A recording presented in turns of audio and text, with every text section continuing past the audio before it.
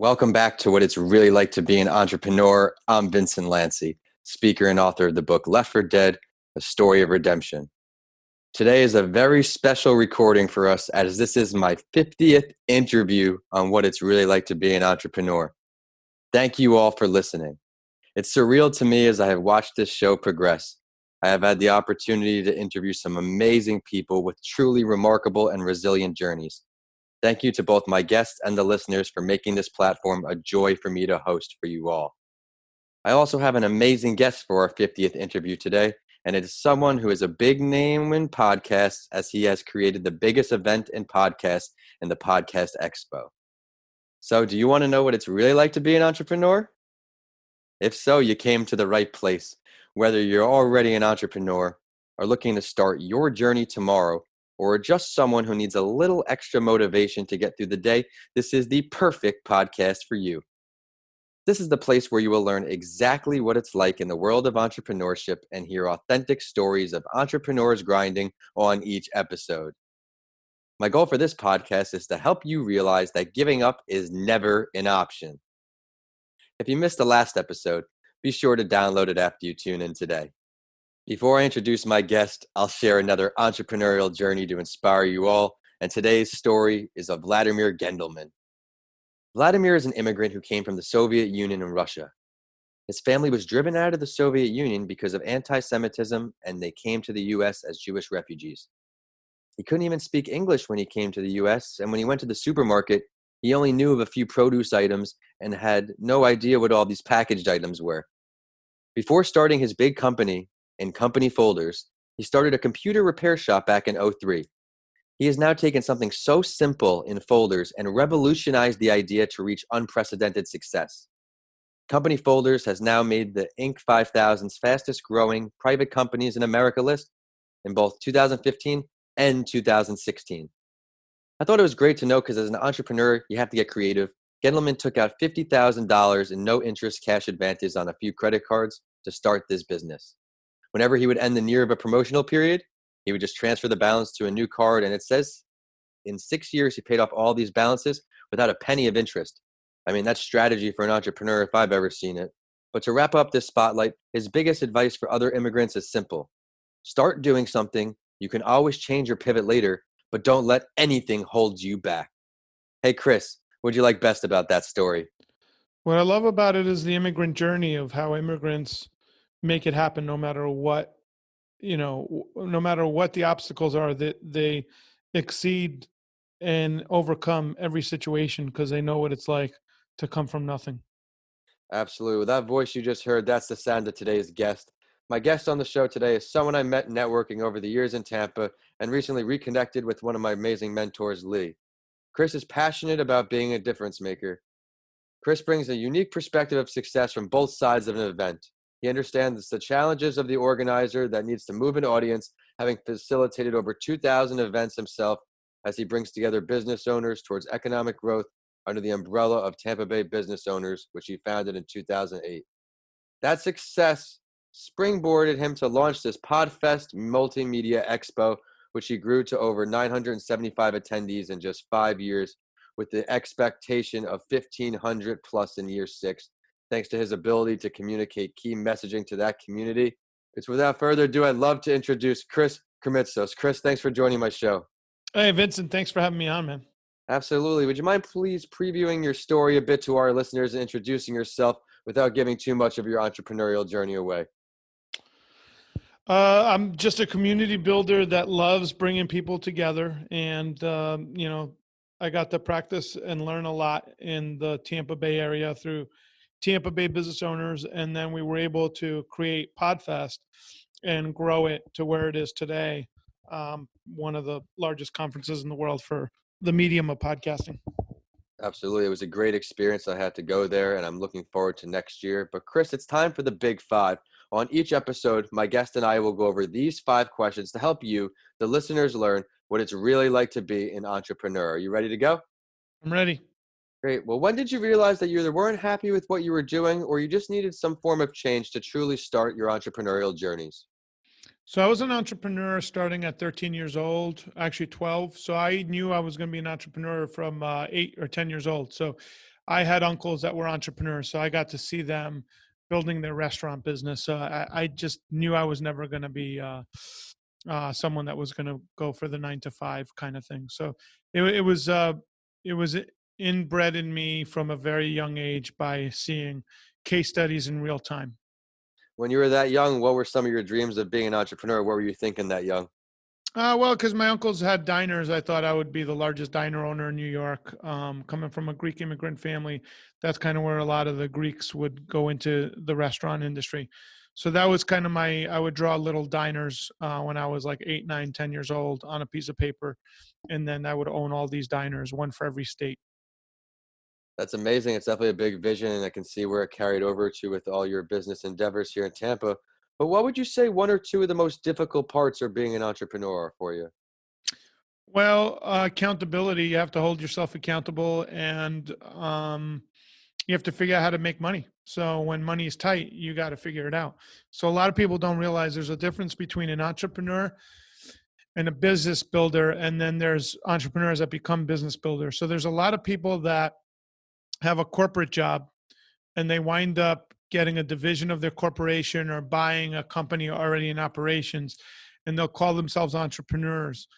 My definition of an entrepreneur is someone that like bootstraps and just makes it happen from zero to something, only because the risk tolerance is much higher than someone that was in corporate, was able to buy something already functioning, and then they grew what was functioning. They still need a lot of the skill sets, but an entrepreneur usually is someone that trades risk as if basically they're always putting, they have the highest of all business people when it comes to risk tolerance. Absolutely. I want to touch on if you could help educate our listeners. What are some good tips when you see to hold yourself accountable when you were first starting out? What are some ways that really helped you? Well, I was obsessed with what I was doing. So I basically would work around the clock, and that's not necessarily the healthiest thing, but I didn't mind working.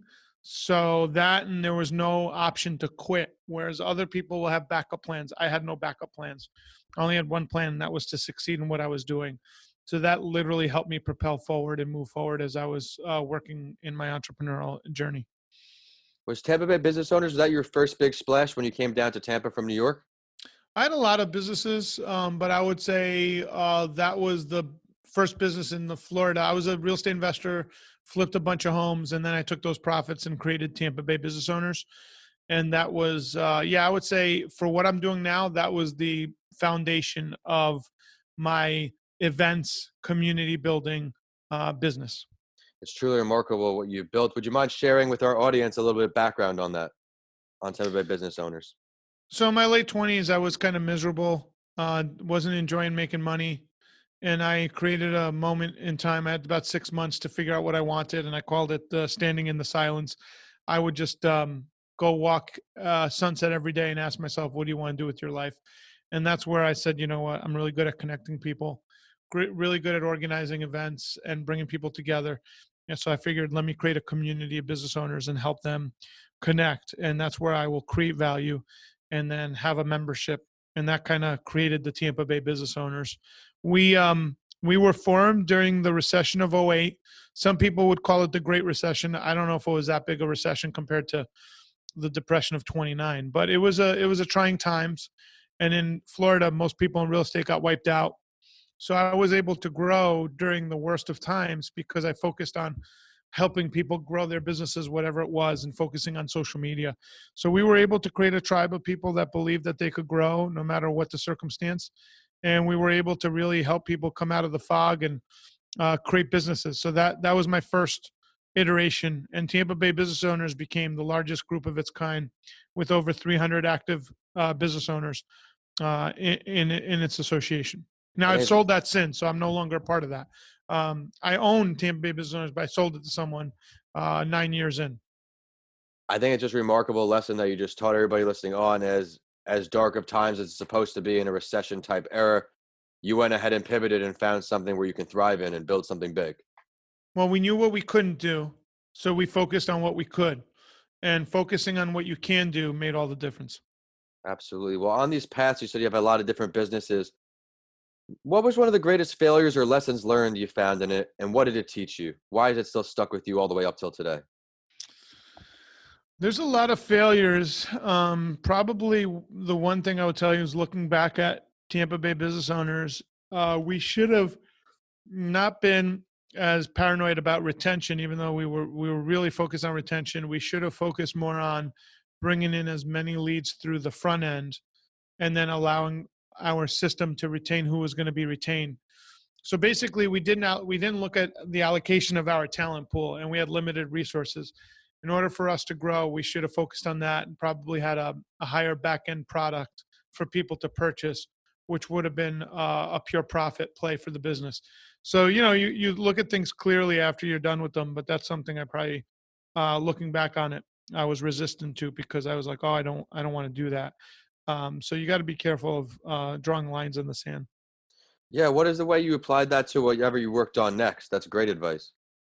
Well, we have Podfest and we have exhibitors and we have ticket buyers. So we every year we test a back end product. So this year we tested a live event product out, and it didn't go as what I planned, but we're still testing it. So we don't stop testing some kind of higher end third product. So we're figuring that out as we go. Yeah, it's definitely an incredible experience for everybody listening on. If it's something you're interested in, that's over in Orlando, and it was a very, very well put together event. But on your entrepreneurial path, Chris, if you could think of all of your experiences, who would you love to have a conversation with if you could? Any entrepreneur, dead or alive, who would you like to learn from? In today's marketplace, I would say the same person most people would want to have a conversation with. It's probably Elon Musk. Talk to him, talk ideas out, see how his brain works, and debate some topics. You got to give us one topic that you'd love to talk about with them. Well, I'm big into the future of how we communicate with one another. So he's setting up Starlink, which is a faster internet, so to speak. So I would talk to him about the way communications and our thoughts will be transferred through Bluetooth technology. Yeah, it's going to be very, very exciting just seeing how the world's been changing. We're in very, very fast changing times. But Chris, let's look into the future with all of our listeners today. Let's look 1 year and 5 years out. 1 year from today, where do you see yourself in your entrepreneurial endeavors? Well, for me, this is a very tough time with the coronavirus pandemic. So I'm taking it day by day as I schedule out next year's event because we have to wait for vaccine. I'm assuming for large gatherings like events for mine to be possible to happen. So day by day, we're scheduling virtual summits, doing things more virtually. And as far as where I see the future, I I see the future shaping up. I'm assuming that's what you're going to ask 3 years from now. Yeah, let's look ahead. 3, 5 years. 3 years from now, I see Podfest growing to the point where 5 to 10,000 people are showing up, and VidFest will be spun off its own event. So we're going to see massive growth in the online on-demand communication department. Yeah, nice. Are we still looking to keep those in Orlando? Yeah, for now, Orlando is where they'll be because Orlando has the space. Absolutely. Well, thank you so much, Chris, for coming on. I know our listeners are going to see all the value in your episode today.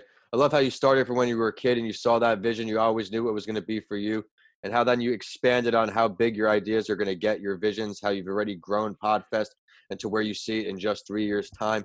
But it's time for the last word. Is there something that you would like to share with everybody listening on that we didn't get to touch on yet today?